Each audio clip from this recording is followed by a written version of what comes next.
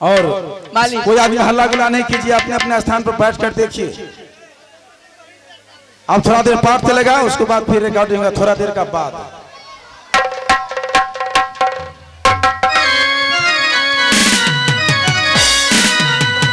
बिजली सिंह, हाँ महाराज,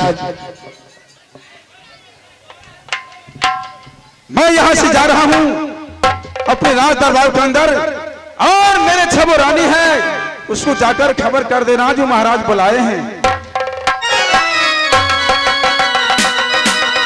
ठीक है।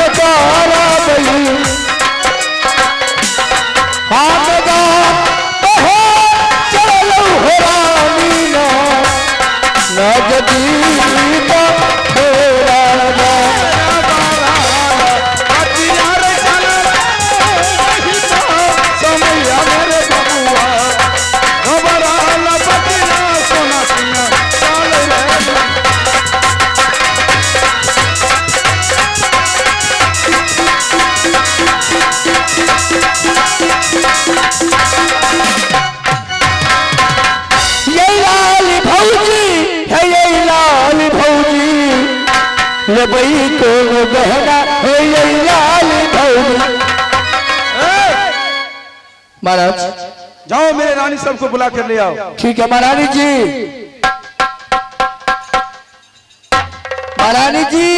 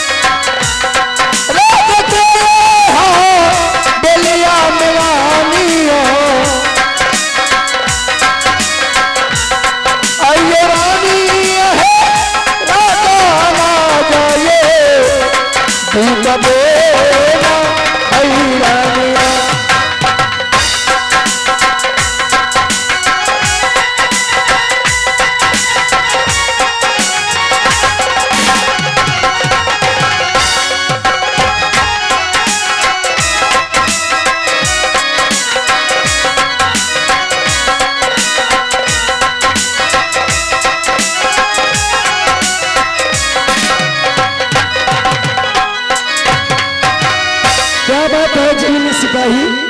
महारानी जी, हाँ, अभी दरबार में महाराज बुला रहे हैं हम लोग को। क्या महाराज बुला रहे हैं? हाँ हाँ, ठीक है, चलो। चलिए।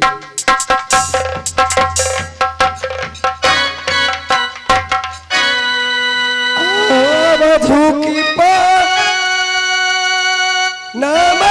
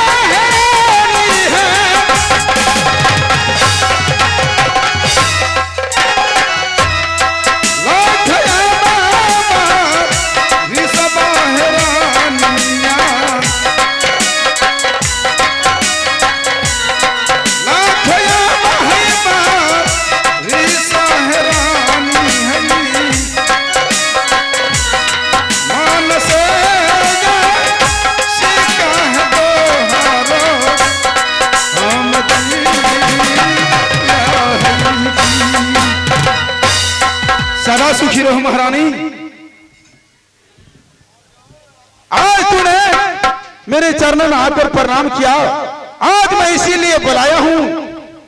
मैं नित्य जाता हूं शिव बाबा को पूजा करने के लिए, तो आज भी चलेंगे।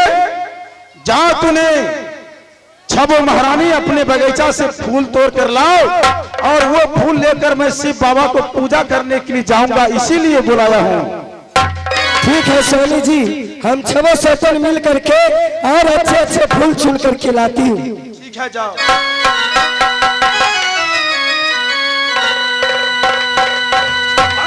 चलो